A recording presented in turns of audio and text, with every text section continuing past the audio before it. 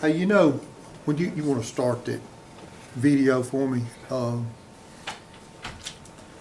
you know, $31,000 on 1,000 acres, that's pretty substantial.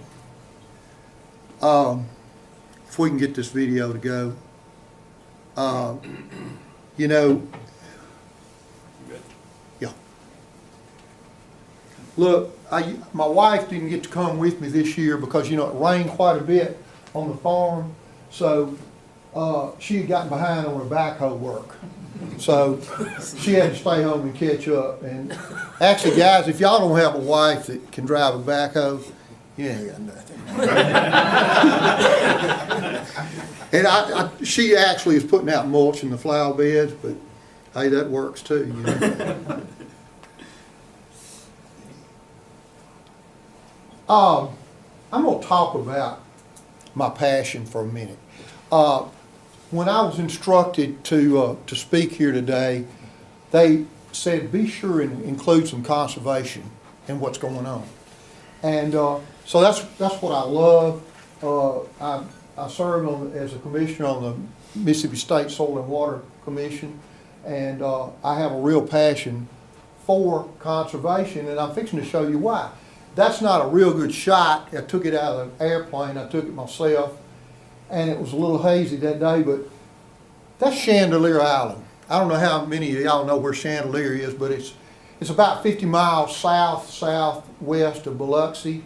And it's about an island chain that's about 50 miles long.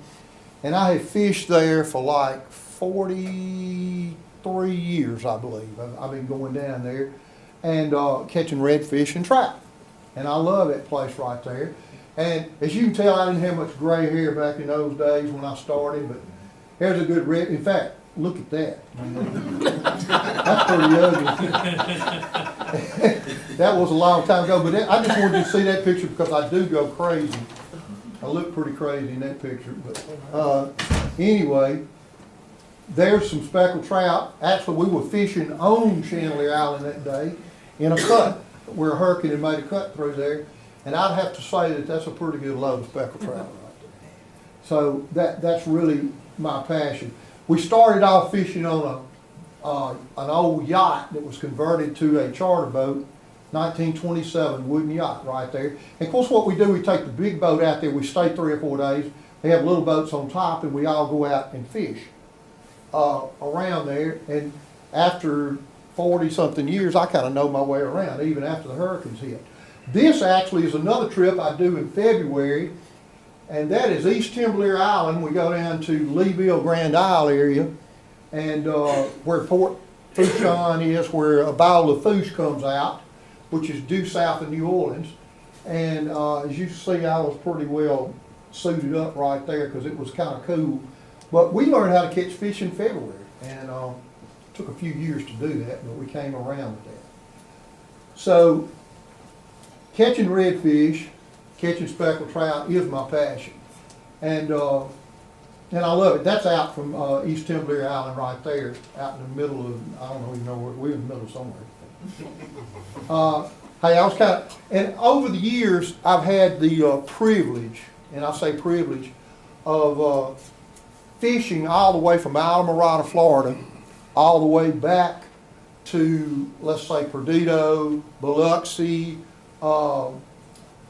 Cocotree, Grand Isle, Leeville area, all the way around to Lake Calcasieu in Louisiana. That particular redfish was caught on a fly rod in Islamorada. Uncle Bobby's holding the fly, he tied. And if you notice, I got a cast on my hand, I still landed that redfish on a fly rod. So anyway, that's the shot, that's Chandelier Island catch right there. I'll catch them anywhere you can. If I can't catch them, I'll hang on. But anyway, I love the Gulf of Mexico. I love saltwater fishing. Now, I do like fishing in our holes in Mississippi, but and we were laughing earlier talking about how muddy some of our lakes get at home, and maybe a solution we might have for it we'll talk about in a minute. But anyway, that's a beautiful place, fishing in the Gulf of Mexico. And it's a real, it is my passion. I love to hunt, fish, and everything, but this is what I love the most. Okay. Anybody know what that is? That is fresh water butted up against salt water. Dead zone.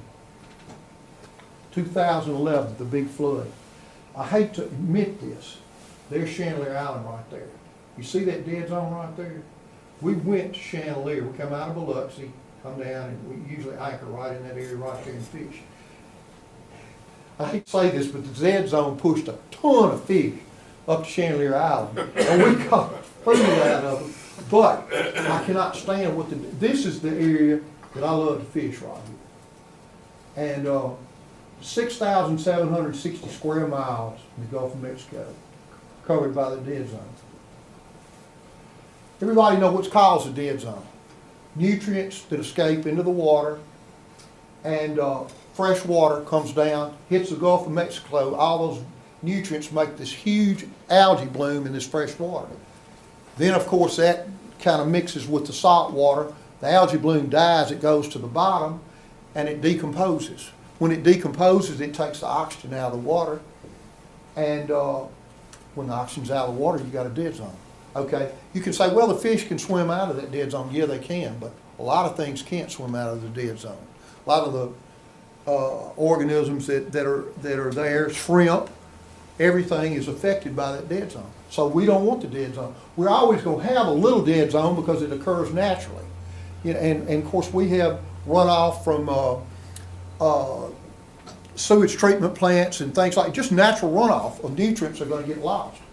But we contribute a lot. And actually in the Mississippi Delta, you know, the unique thing about the Mississippi Delta is it's kind of the last shot. Well, the Mississippi, that lower valley delta there, whether it be Louisiana, Arkansas, or Mississippi, it's kind of the last shot at the Mississippi River when it comes out as far as nutrient problems. So the delta where I live in Mississippi is 80% cleared land. A lot of that land is exposed right now to rainfall, runoff. You know, I always look at this and I think, man, if we could plant a cover crop on that whole area one time, how would it affect the dead zone? How would it affect the Gulf of Mexico? But anyway, there's a shot near my home. There's a lot of water going down that old muddy Mississippi right now. And it's a whole lot going down it as we speak. One thing I wanted to mention too that I've kind of come to my own conclusion over the years, if you look, there's the sunflower cutoff and the other cutoff down there. I can't even think of the name of it anyway. But see, here's Island 66. The Corps has come in and done a lot of straightening in this river. It's improved our navigation. In a lot of ways, it's probably improved our flood control and everything. But there's been a lot of miles taken off the river. That was the river right there. That's the Sun Lake at home, and that was the river. This is a man-made cutoff right here. And there's two of them. And right there in that spot. So, you know, really, it seems to me that the river has a lot straighter shot at the Gulf of Mexico than it used to. And of course, in the process, they come in and put dikes and channelize the river, and in essence, just made it a big ditch. When I was growing up, there were dredges all up and down the river, always dredging the channel out. You don't see those anymore because the river's been channelized. So, I guess what I'm trying to say, with the dikes and all the construction and improvements that got on the river, I'm not sure that those nutrients don't get shot like with a bow and arrow straight at the Gulf of Mexico. This taking off of a place on the farm kind of is my rendition of the Mississippi River. It's a straight shot all the way. And there's your nutrients and soil movement right there. And it's just like I say, it's overwhelming how much water, cubic feet of water per second go by right there every day. And actually right now, as we speak, the river's about 3 feet deep right here at this spot. So, real quick to tell you about my passion and what I want to do about it, I got to take you home. take you back to Stovall, as it used to be called, Stovall Plantation. It was founded in 1830, and it's been around a long time, and I just wanted to flip you through it right quick. That's our office there on the farm. I'd love for you to stop by and visit us sometime. There's a 164-year-old log barn on the farm. The farm was founded in 1830, and it was founded because the river changed its course, and everybody else moved up to stay on the river. The river was the source of transportation in those days. Everybody else moved up to stay on the river to a town called Friars Point. Colonel Oldham moved south and moved to this place, bought this farm for $3.25 an acre from the government due to the Treaty of Dancing Rabbit, the Trail of Tears. The Indians had left. We were talking about it earlier, and I wasn't going to mention this, but I have a crop circle on the farm. It's gone now because we got all these big subsoilers, but I have a field on the farm called a racetrack cut, and back in the 60s and early 70s, there was a circle in that field that dried out before anything else, and that's where the Indians used to race their ponies. It was compacted so bad it would dry out first. Our claim to fame. Anybody know what that hair? I know you know what that is. Blue thing. Muddy Waters. Yeah. Muddy Waters. Our claim to fame is Muddy Waters wasn't born on Stovall Plantation, but he moved there when he's 3 years old. Could play a harmonica great. By the time he was 7, I wasn't around then. But by the time he was 15, he was playing at weddings and gigs and juke joints and everything in the area. 1941, a guy named Allie Lomax and another guy named John Webb came from the Library of Congress and Fisk University in New York, came down recording local music. Lomax recorded Muddy Waters on the front porch of his house with son Thomas. He saw what Muddy had. He made a big circle, came back. Long story short, Muddy Waters became king of the blues in Chicago, moved to Chicago. And that plaque right there that we placed on the farm kind of basically says this: all the music that we have today by the big music people, say Motown, Eric Clapton, ZZ Top, Led Zeppelin, Robert Plant, you can name them off, all that, attribute their music coming from the Mississippi Delta, cotton fields, Muddy Waters, and so we're kind of proud of that. And that's the plaque. I'm going to skip right on through that. That's Muddy Waters' cabin. It was on the farm. We, first of all, the House of Blues took it all over the world, took it to a World's Fair one time, really renovated it. Then it came back home, and we put it in the Blues Museum in Clarksdale, which Clarksdale has really turned into a blues town. And a lot goes on there. One of the best things we have going on is the Juke Joint Festival in April. We'd love for everybody to come. There's Muddy in his wax rendition of Muddy inside his house. All right, paint pan. In the early 60s, Stovall Farms started landforming and started irrigating. And we were irrigating with this big old beautiful black rubber pipe that weighs about 300 pounds for every 50 feet. And we moved it around, but we had lots of labor.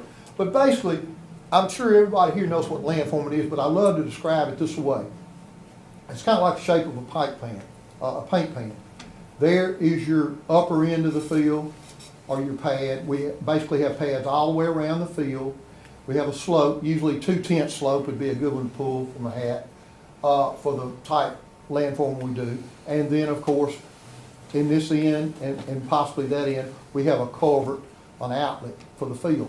So basically the rows run downhill. We started landforming in 1960. Now about 85% of our farm is landformed. Not all of it with pipes and pad, but all of it in some kind of conservation practice on there. Here's a picture of a landformed field on the farm showing the tail ditch across the end, and then of course you can see a pipe that comes out right there. And there it is again. That's the pipe that drains the field. And there's a cover crop on that farm. Also we do on the farm, we do what we call two-stage ditches for conservation practices. Those are, two-stage ditches, basically a ditch within a ditch, and then we plant it in grass. so it remains stable, and then we'll come along and put a rock weir every so often in that ditch, so that when the water level gets lower, a lot of the water is retained and the sediment actually just settles out in that ditch. And then we periodically come in and clean that ditch out and put it right back on the land. Also, we have grass waterways. Here's another ditch. That's a older two-stage ditch right there. And there's, whoops, keep it wrong, but, and there is the weir right there. Okay, this is my conservation hotspot on the farm, and I'll explain it to you right quick. All the BMPs that I can possibly come up with are done on this farm. But basically what it is, I used to have a pivot here that made a full circle, and this is heavier ground. It's 560 acre pivot. It was not efficient. I wasn't able to get around. I wasn't able to get enough water out on this type soil. So when this project became available, I actually came in and stopped the pivot where it made only a half circle, and then the rest of it we re-landformed it, put in a tailwater pond. These two ditches drain about 1,500 acres of the farm. They come down, come together into a holding pond, and then when it fills up, it runs over and drains down into a drainage district ditch. But I pump, the water comes down from each direction. I have a pump set right there. I pump it over into the tailwater pond, and then right here is a pump going out, and it goes an underground line, and a polypipe line's laid here, polypipe line's laid here, and then we got another riser right here that goes down the middle of this field water it both ways. On that, and then here's a quick look at the tailwater pond. This is one of the ditches coming down over here. This is a pumping station for bringing it from the holding pond over into the tailwater pond. And listen, since it's surface water, I can run both pumps and not even burn as much diesel as I burn just pumping one well out of the ground. That's another shot of the tailwater pond. That's actually the pump that sends it out of the pond. All this stuff at the pond is set up on telemetry where I can start the wells, shut the wells off, and measure the level of the pond or the holding pond from the computer at the house. This is, of course, CRP land at the end of the field called continuing CRP to catch water runoff and nutrient and soil particle runoff. That's another shot of the CRP. All right, here's another practice we started years ago on the farm, and this is one of the original pictures. This is no-till farming right here. This is actually heavy clay soils that are, I'm planting cotton on that.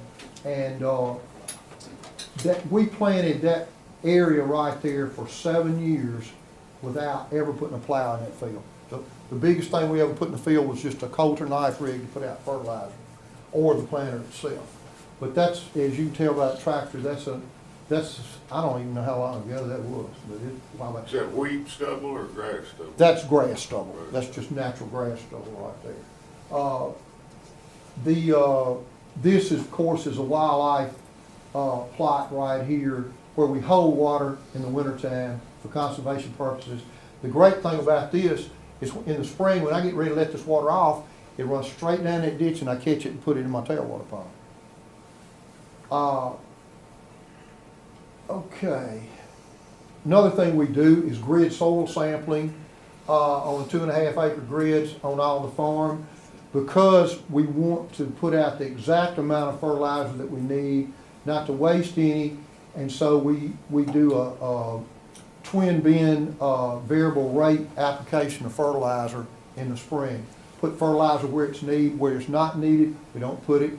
I don't know if we really save any money because it's a little bit more expensive to do that, but we actually help our yields because we're getting the fertilizer where we need it, and where we don't need it. Another thing we have going on the farm, of course, we probably heard about, is faucet irrigation or pipe planter, and computerized hose selection. We have talked about that some before, and that's what's going on right there. Now, Jake hit a little bit on the declining aquifer, and I've got to hit on it just a minute, but this shows just the Mississippi Delta declining aquifer right here, and of course that being the hole right there in it. That is a map of the wells in the state of Mississippi. In 1980, early 1980s, 81 to 85, we had like less than 3,000 irrigation wells in the whole Mississippi Delta, in the state of Mississippi. Now we're over 18,000, and we're permitting, I think, about 50 a month from here on. So things have changed. That is a more up-to-date picture right there of what our aquifer looks like now. You know, Bolivar County, Sunflower County being the whole right there. But hey, that's a tremendous amount of wells going in, and of course everywhere you look you see dirt pans running, you see fields being formed and wells going in. So I have the privilege of serving on the governor's task force for the declining aquifer under the Department of Environmental Quality in Mississippi. And many of y'all have heard about us putting in meters on a voluntary basis on 10%. The reason we're doing that, DEQ doesn't have any say-so about charging us for water, but they are the ones responsible for the water. They take the bullet for the water. So the reason they ask us to do this on a voluntary basis is because they have created a model, a computerized model of the Mississippi aquifer, and they want to have numbers to plug into it. They want to see where we're going. And also, they have supported Jason in all his endeavors to save water.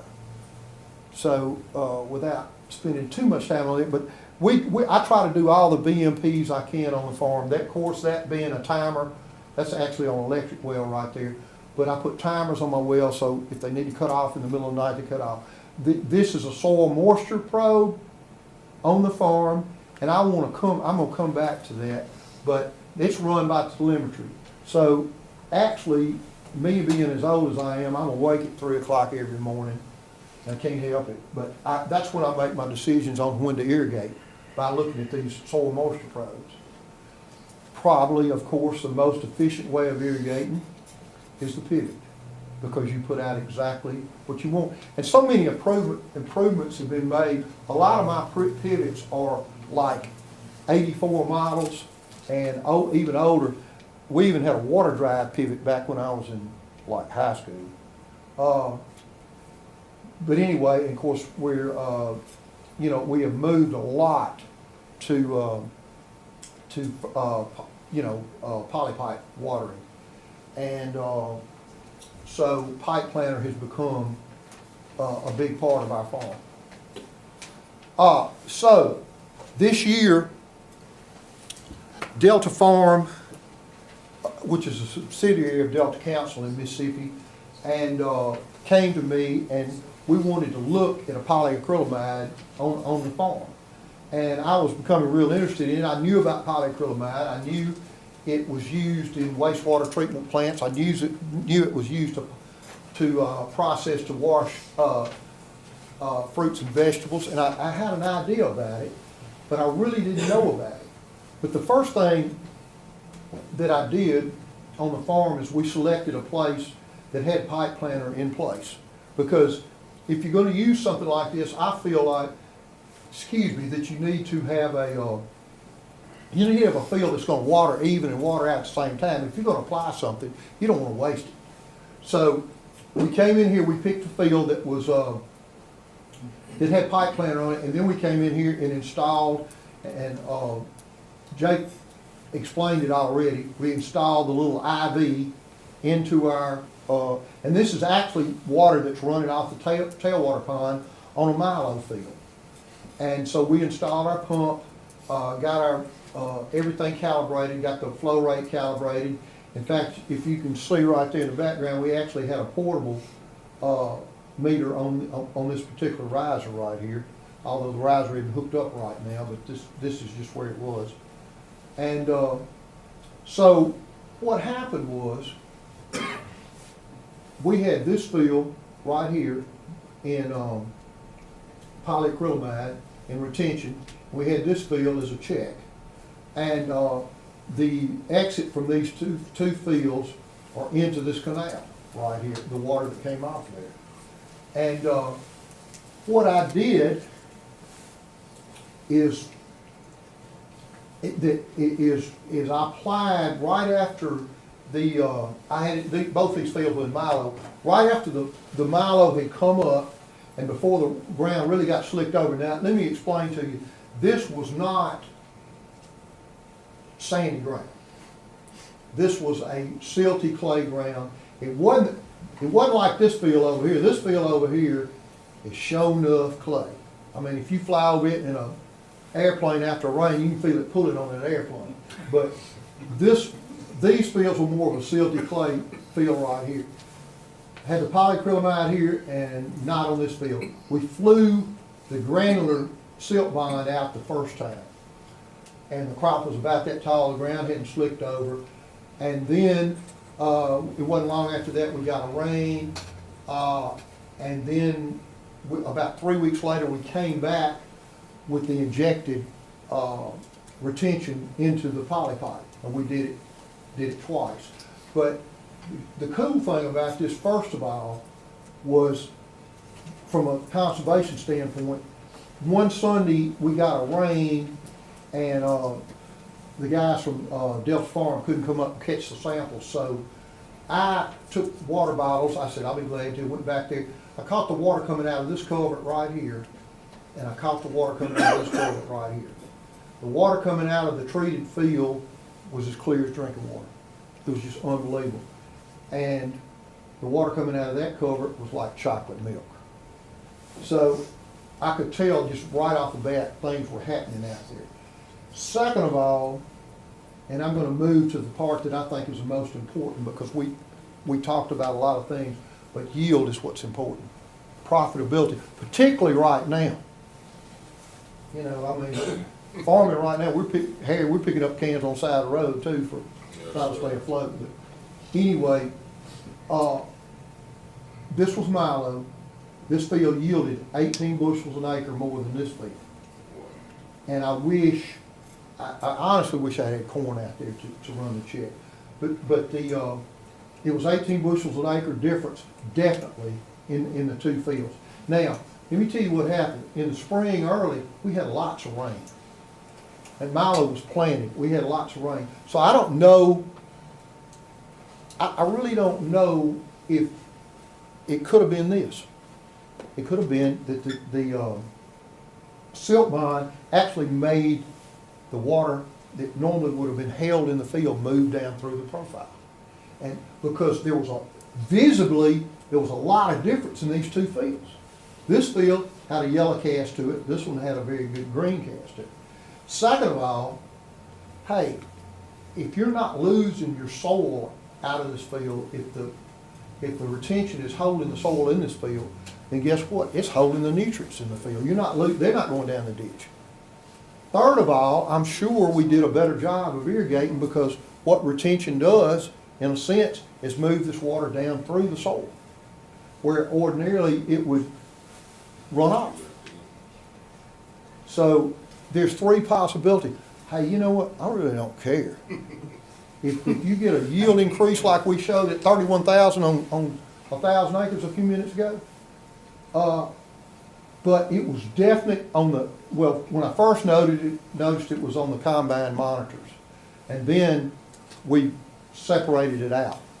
And it was a solid 18 bushels to the acre difference on that. Going back to this field right here, I want to go specifically to this field, because it was in cotton at the time. This field is a silt field on the farm. I've actually talked with Jason about this field before. One big rain, it looks like a highway. It is slicked over. You can pour a water bottle out and it'll run all the way down to here once it's slicked over. But this is a field that by putting this monitor in the field, soil test monitor in the field, it's under a pivot, except for one corner of it is under a pivot. And I was losing ground all year. I was watering, and the sub moisture was getting drier and drier and drier. And I think my moisture from the pivot was maybe going down that far. But I couldn't get enough water out there. I never caught back up. This is my next project on the farm. I've got several fields picked out that I want to put polyacrylamide on this year. and really run some tests on it. I'm not saying I might use it a lot more, but these are the fields that I really want to pay attention to.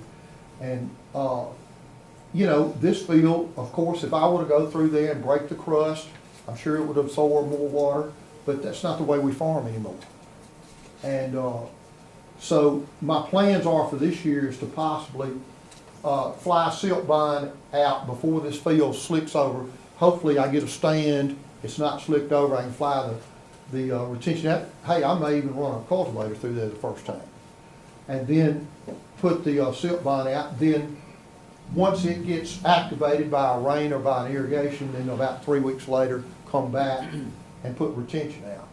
And I really feel confident from what I know that the water's gonna move down instead of running off on that. So probably need a little bit of silt bind right there. But anyway, I just, I've seen the stuff work. And I fully believe in the experiment station procedures that they followed. It was straightforward. And when you come up with something like that, now, NRCS has jumped on this stuff big time. They're willing to back you on this, run it through Equip. I might suggest any farmers that want to do that might include another practice with it, maybe throw in get a portable soil moisture tester or something like that at the same time, but pair up with something, bind two practices together, put in for polyacrylamide, and I believe you'll get it because they're high on this. The big thing now is soil health. The big thing now going with NRCS is soil health. So anyway, every now and then we get bogged down on things, so I'm gonna turn it loose. But hey, you know, I'm on the soil and water board, so I love to visit folks, make talks, help out with everything, and I will fly for food. Thank y'all.